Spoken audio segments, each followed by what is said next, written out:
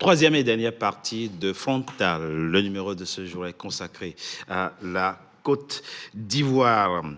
Monsieur Oudin, très rapidement, vous vouliez dire quelque chose avant qu'on ne... Oui, il y a deux petits détails, un macro et un micro. C'est ça. Sur le plan macroéconomique, on parle de PNB, de PIB, etc. Mais aujourd'hui, il y a un indicateur qui est fondamental, c'est l'indice de développement humain. C'est vrai.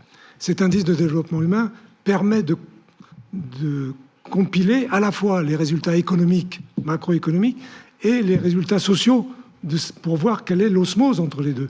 Et la Côte d'Ivoire est parmi les derniers pays au monde en IDH.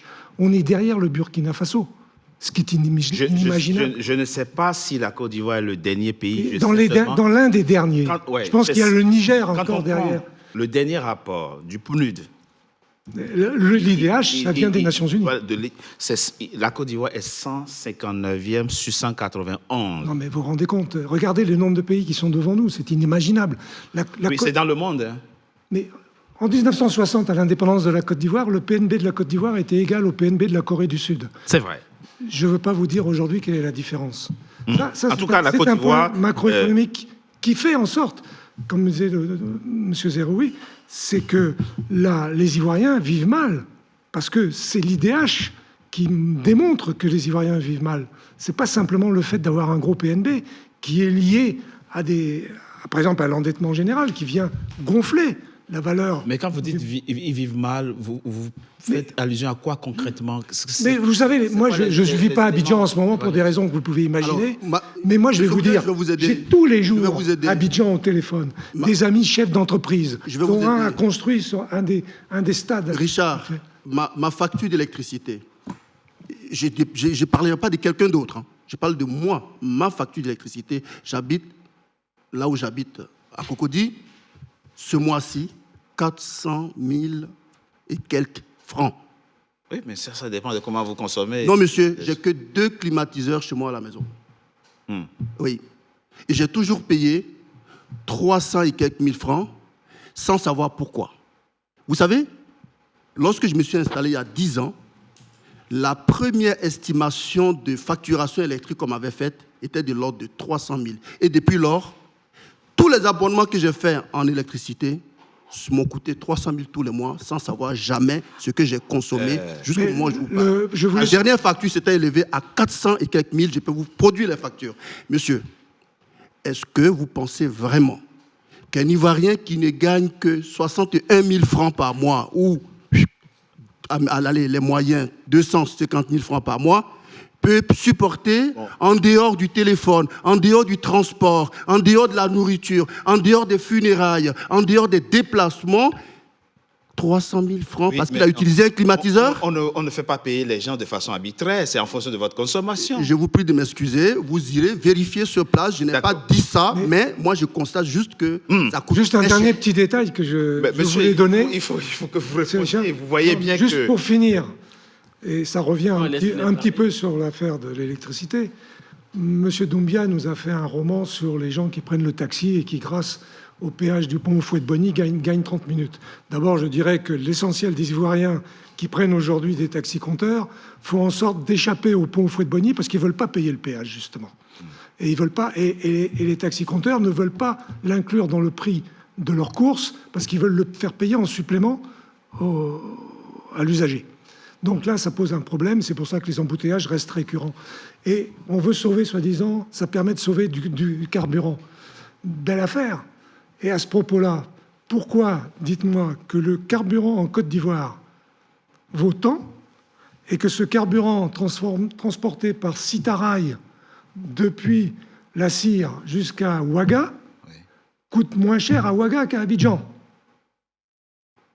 Expliquez ça aux Ivoiriens. Monsieur Doumbia, deux éléments essentiels ont été évoqués dans les propos de Monsieur Oudin et de Maître Zeroui. C'est la question de la cherté de la vie, du coût de la vie, de la qualité de vie. On a vu, ça existe sur Internet, le rapport du PNUD de 2022-2023 est disponible. le positionnement de la Côte d'Ivoire n'est pas reluisant.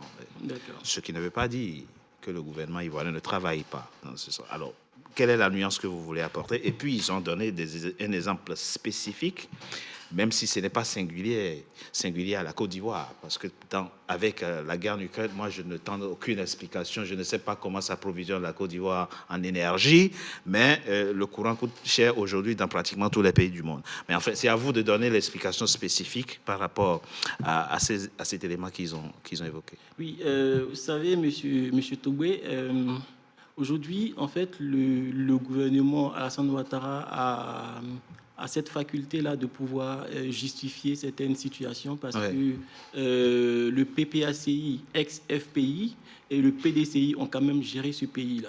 Vous voyez? Et l'instabilité occasionnée par les politiques de ces partis, en fait, ont été les conséquences de certaines situations qu'il fallait gérer en amont, qui peuvent vraiment expliquer certaines difficultés. Mais le gouvernement Alassane Ouattara aujourd'hui propose des solutions pour les Ivoiriens. Vous voyez, vous convenez avec moi que nous avons vécu la crise liée à la pandémie du Covid.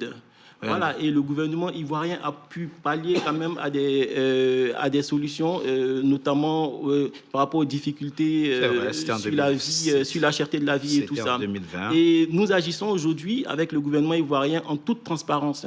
Les prix sont affichés et les consommateurs ont la possibilité de pouvoir vraiment se plaindre auprès des autorités. Donc ça, c'est un. Donc moi, je ne vais pas gérer, en fait, je ne vais pas justifier des situations macro, de factures, d'augmentation de factures et tout ça. Vraiment, la Côte d'Ivoire a des entités juridiques. Et si éventuellement vous estimez que votre consommation mensuelle n'est pas vraiment facturée au juste prix et que vous puissiez le justifier, ben, la loi en fait peut, voilà, vous pouvez faire face en fait à la loi. Vous avez plutôt. Mais nous, on agit. En fait, nous, on a les chiffres, on a les statistiques et on a les chiffres. Je ne dis pas qu'il n'y a pas de difficultés en Côte d'Ivoire. Je ne dis pas qu'il n'y a pas de cherté de vie en Côte d'Ivoire, mais les solutions sont là. Et le gouvernement du président Alassane Ouattara s'attelle vraiment à soulager les populations. Figurez-vous que la Côte d'Ivoire aujourd'hui est un pays qui va bientôt s'estimer être un pays pétrolier avec la découverte de deux gisements, notamment le gisement Kalao tout récent en 2024 et puis la mise en production du gisement Baleine qui a été détecté sur nos côtes. Donc la Côte d'Ivoire avance, monsieur. Et l'organisation de la Coupe d'Afrique, c'est un témoignage. Nous avons reçu plus de 1 600 000 personnes qui sont venues dans notre pays et qui ont témoigné vraiment, on va dire, de la beauté de ce pays-là. La faculté d'accueil, en fait, des Ivoiriens. Et puis, le niveau de vie, en fait, voilà, s'il y avait tous ces problèmes que je n'occupe pas, en fait, mais s'il y avait tous ces problèmes, je pense que tout ça, ça serait mis au vu de tout le monde. Donc, les Ivoiriens vivent mieux qu'avant. Les Ivoiriens se soignent mieux qu'avant parce que le président Alassane Ouattara a pu construire des infrastructures hospitalières. Les Ivoiriens sont mieux éduqués. Vous savez qu'en 2011, nous avions seulement environ 270 collèges, lycées ou collèges construits en Côte d'Ivoire. Aujourd'hui, en l'espace de 10 ans, ces chiffres ont été multipliés par 2. Nous sommes à plus de 550 lycées ou collèges. Les universités, et ça c'est au passage, les universités, quand le président Alassane Ouattara prenait le pouvoir en 2011, nous avions seulement que 3 universités construites. L'université d'Abobo Adjamé, l'université de Cocody et l'université de Boaké. Et une parenthèse, 2 de ces universités-là ont été construites par M. Alassane Ouattara quand il était Premier ministre, sous Houphouët-Boigny. Aujourd'hui, on a ajouté au nombre précédent, les 3 universités, nous avons construit 6 universités supplémentaires. Et je me passe en fait des constructions en fait, de CAFOP et des réhabilitations de CAFOP pour les enseignants et les professeurs. Et encore, témoignage à l'appui des différents stades de football qui ont été construits. C'est un gros investissement personnel de M. Alassane Dramane Ouattara. Et donc, tout est visible, tout est palpable. Nous n'allons pas commenter, nous n'allons pas nous apitoyer en fait, sur des situations... des situations macro, mais voilà, il faut... À sa décharge, je dois dire, je fais des émissions sur beaucoup de pays sur le continent. Donc j'ai un regard analytique et comparatif. Et effectivement, on ne peut pas dire que c'est catastrophique. Alors, on n'a jamais dit... Oui, on est d'accord, totalement. Je peux poursuivre? Non, totalement d'accord. On n'a jamais dit que la situation était irrémédiable. Elle a beau être catastrophique, elle n'est pas irrémédiable. Enchaînez pour nous dire... Alors, je vais vous dire... Voilà. Je vais vous dire... Voilà. Sur ces questions évoquées, quelle est la stratégie, quel est le message que vous portez, l'offre que porte la candidature du président Tidjane Thiam, par exemple? Je vais y venir. Oui. Mais je voudrais dire à mon frère Doumbia, avec la liste qu'il est en train d'égrener, que c'est une réalité visible. Mais il a fini de citer. C'est fini, il a tout dit. Il a tout dit. En 2011, M. Toubé, n'importe qui aurait pris le pouvoir après la gouvernance de Laurent Gbagbo et la négociation des PPTE, vous produisez des résultats plus performants, plus efficaces, plus clairs que ce que M. Doumbia a l'air de nous égrener. Encore que le PDCI dont est issu le RHDP avait déjà planifié, exécuté, programmé, sans compter ce que M. Laurent Gbagbo a pu faire en temps de crise. Vous avez entendu parler du budget sécurisé? Ce budget, c'était un budget qui a été énoncé en pleine crise de la Côte d'Ivoire, monsieur. Et malgré que le pays était divisé en deux et que les recettes de la partie septentrionale ne descendaient pas, alors que tous les fonctionnaires qui couvraient tout le pays étaient payés, salariés. Non, mais je vais pas laisser malgré ça, tout ça, M. Laurent Gbagbo et son pouvoir arrivaient c'est pas parce que vous avez planifié quelque chose à payer que vous avez les cadres. Réalisé. Il y a une différence, monsieur. À rembourser, planifier et réaliser et encore que c'est ça. Et à rembourser l'endettement extérieur et interne de la Côte d'Ivoire. On aurait placé n'importe quel cadre ivoirien à la tête de la Côte d'Ivoire et il aurait fait mieux. Qui reçut le produit de la longue négociation que les Boun Boabré et les autres ont fait pour le PPTE, je vous assure, ce n'est pas ce résultat qu'on aurait obtenu. Ensuite, nous vivons la réalité que M. Doumbia ignore totalement ou qu'il décide de saboter, et c'est triste. Attendez, il ne manquerait plus qu'à ne pas construire des routes et des universités, alors que le PND a permis au pouvoir d'aller lever des fonds, des obligations plan national de développement partout dans le monde, et que les investisseurs étrangers ont injecté du blé dans l'économie ivoirienne.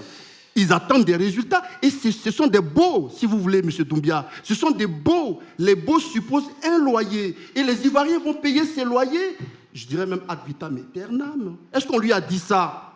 Mais quand il dit « on », j'espère que dans le « on » qu'il utilise, il parle des Ivoiriens et qu'il ne parle pas seulement d'un régime ou d'un pouvoir qui serait en train de travailler en exclusivité, en porte fermée. Ce qu'on constate d'ailleurs, on va parler de la cohésion tout à l'heure, c'est que c'est effectivement en vase clos parce que les autres cadres du pays ne sont pas concernés par cette embellie que moi je trouve un peu flatteuse. Et le PDCI est prêt à relever le défi. Votre propos rappelle la confection humble de l'ancien président, l'ancien Premier ministre, l'ancien Premier ministre Amadou Gon Coulibaly, qui effectivement, après un mandat, a reconnu qu'ils ont privilégié des aspects à l'aspect social, et que effectivement le deuxième mandat consisterait à renforcer les mesures. Il a eu l'humilité de le reconnaître. Oui, effectivement, qu'on demande à M. Doumbia. C'est tout. S'il est humble, les Ivoiriens sauront comprendre. Sinon, qu'il ne nous fasse pas croire qu'on n'est pas en Côte d'Ivoire. Parlons réconciliation, parlons cohésion nationale. Vous avez évoqué tout à l'heure la CAN, la Coupe africaine que vous venez d'organiser et que vous avez remporté. Et c'est peut-être encore le moment de dire félicitations à toutes. 500 milliards de francs CFA pour organiser la CAN. On ne va pas polémiquer. 500 milliards. Moi, je ne suis pas... Dites-moi, quelle infrastructure en Côte d'Ivoire, d'hébergement, hôtelier et autres sportifs a coûté 2 milliards? Dites-moi. Monsieur Zéhouri, Maître Zéhouri, excusez-moi, je n'ai pas la compétence d'évaluer les dépenses au regard des réalisations. Je crois qu'il y a des... C'est le porte-parole du PACI qui a fait des enquêtes et qui est venu et qui a révélé que la CAN a coûté 500 milliards dans les chiffres officiels. En réalité, il faut que le pouvoir nous dise combien a coûté exactement la CAN. C'était une belle fête, on le sait. Ce qui a pu être visible à l'occasion de cette compétition que vous avez organisée et remportée, c'est la cohésion entre les Ivoiriens qu'on a pu voir. Clairement. La question aujourd'hui, quand on a la coupe, quand on remporte la coupe, ou quand un joueur met un but, personne ne demande de quel parti politique il est ou de quelle ethnie il est. À la fin, c'est toute la Côte d'Ivoire qui a gagné. Et cette compétition, nous sommes à 1 an de la présidentielle. Et la question qui se pose autour de cette table, c'est comment on fait pour que cette cohésion acquise, ou du moins renforcée à l'occasion de la CAN, soit maintenue jusqu'au dernier jour, jusqu'à la proclamation des résultats de la prochaine présidentielle. Un fait est clair. Aussitôt après cette CAN, le président Alassane Ouattara prend la décision de libérer des prisonniers qui se sont rendus coupables d'incrimination en lien avec la crise de 2010. Le président Laurent Gbagbo, que vous représentez à cette table, a dit sa satisfaction pour cet acte qui constitue, dit-il, une avancée positive vers la réconciliation nationale tant attendue. Je rappelle que parmi les 51 personnes qui ont été libérées en février, il y avait des proches de Laurent Gbagbo, je pense notamment à Dogbo Blé et à d'autres encore. Charles Blé Goudé dit, je le cite, « Je voudrais saluer cette mesure de grâce qui a été prise par le chef de l'État et dire merci pour cette initiative courageuse qui a été prise. »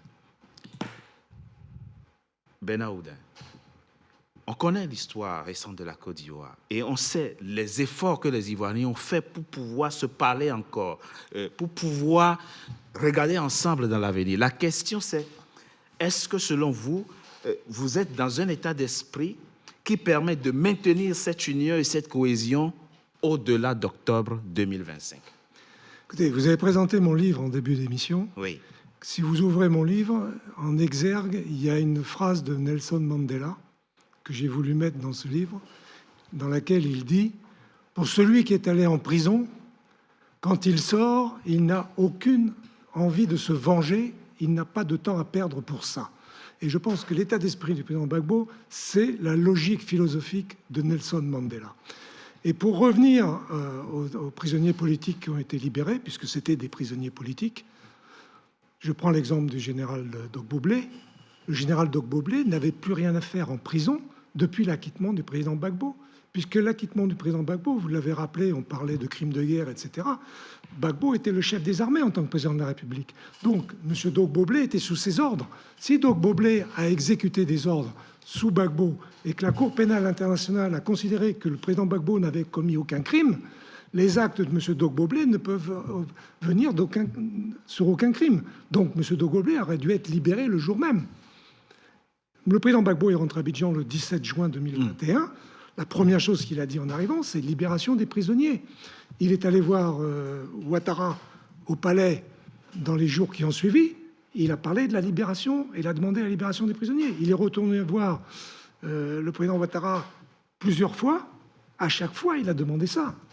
Et après la CAN, dans l'élan de la CAN, le président Ouattara en a profité pour sortir tout le monde, presque tout le monde, parce que Anselme Seka n'est toujours pas sorti de prison, alors qu'il fait partie, au même titre que Dogbo Blé, des gens qui ont suivi le président Gbagbo. Mais je crains, malheureusement pour Anselme, que sa situation physique et mentale fasse qu'ils vont avoir du mal à admettre qu'il a subi des sévices tels en prison qu'il ne faut plus le montrer au public. C'est ça que je crains pour lui. Mais très clairement, le PPACI est dans un état d'esprit de réconciliation et de renforcement de la cohésion nationale. Il n'y aura aucun acte politique, aucune parole, aucun geste, aucun acte politique de votre part. Je vous ai cité la phrase de Mandela que reprend Laurent Gbagbo. Et la vie politique de Laurent Gbagbo, ce n'est qu'une vie politique démocratique. Absolument. Et il a un seul mantra: asseyons-nous et discutons. Bien sûr. En plus, il n'est pas au pouvoir. C'est vous qui avez... Au fond, la clé, c'est vous. Clairement. Mais pas que. Il faut que Laurent Gbagbo puisse participer à cette présidentielle. En tout cas, c'est le souhait de ses partisans, on l'a vu. Et il n'y a pas beaucoup de monde en Côte d'Ivoire qui serait contre ça. Enfin, on suppose. Si le jeu est libre, le jeu électoral est libre, si tous les Ivoiriens qui remplissent les conditions y participent, que le meilleur gagne, n'est-ce pas? Vous êtes aussi dans cet état d'esprit. Bien sûr. Vous savez, en fait, nous sommes oufoutistes. D'abord, je voulais faire une parenthèse parce que il y a le frère d'à côté, maître Zéhouri, qui disait que nous n'avons pas la même idéologie. Je ne sais pas s'il est du PDCI ou pas, ou bon, j'ai comme l'impression d'être avec un gars du PPACI. Non, mais sinon, l'idéologie que nous savons du président du PDCI, c'est que voilà, il se réclame aussi oufouetiste. Donc à la base, nous sommes oufouettistes et nous le revendiquons, nous l'assumons. Donc la démarche du président Alassane Ouattara, elle est claire. Alassane Ouattara n'est pas fermé au dialogue. Houphouët-Boigny a dit que le dialogue est l'âme des forts. Et c'est ce qu'incarne en fait Alassane Ouattara. Alassane Ouattara ne s'empêche pas en fait de faciliter les choses. La clé, elle est bidirectionnelle, je dirais.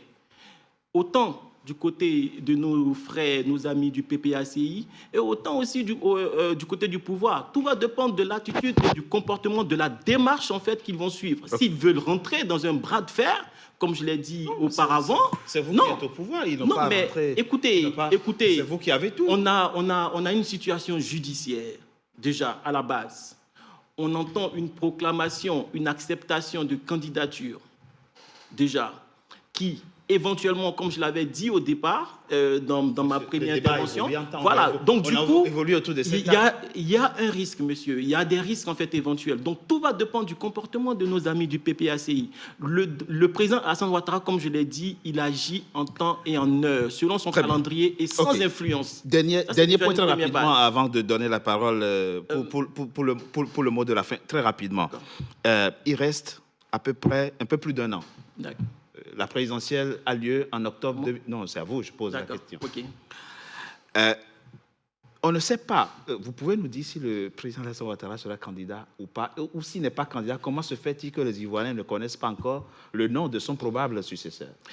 Écoutez, monsieur Togbe, la démarche, la posture du RHDP est claire depuis bien longtemps.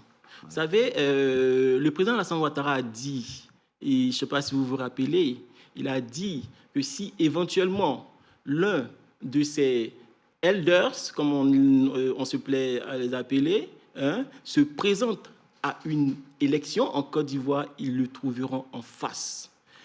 Nous, au RHDP, notre posture aujourd'hui... Non, elders, il faut, comme la Côte d'Ivoire est francophone, il faut dire ça en français. De ces aînés. Les aînés. Il parlait effectivement, il parlait justement du président Henri Konan Bédié, le président Henri Konan Bédié, et du président Laurent Gbagbo, président du PPACI. Oui. Donc voilà. Donc, si une candidature de Gbagbo est validée, effectivement. Bon, il a accepté, mais est validée éventuellement par la CEI. Actuellement, au moment où on est en train de faire cette émission, quelle est la situation au sein du RHDP? Qui portera les couleurs du RHDP? Oublions Gbagbo. Le RHDP est en train de s'aménager pour pouvoir proposer une candidature. Mais nous, notre position au niveau de l'Union des cadres, et je saisis le plateau pour lancer cet appel.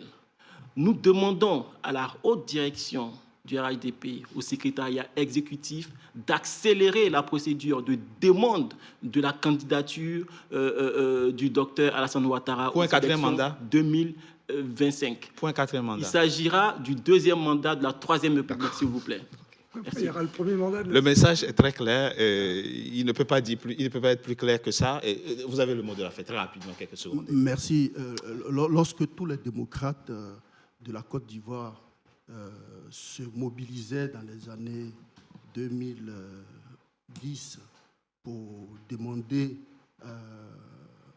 une transition politique en Côte d'Ivoire dans la paix, pour que M. Alassane Ouattara vienne au pouvoir, nous savions qu'à un moment donné, il devait desserrer l'étau sur tout ce qui est confiscation des libertés.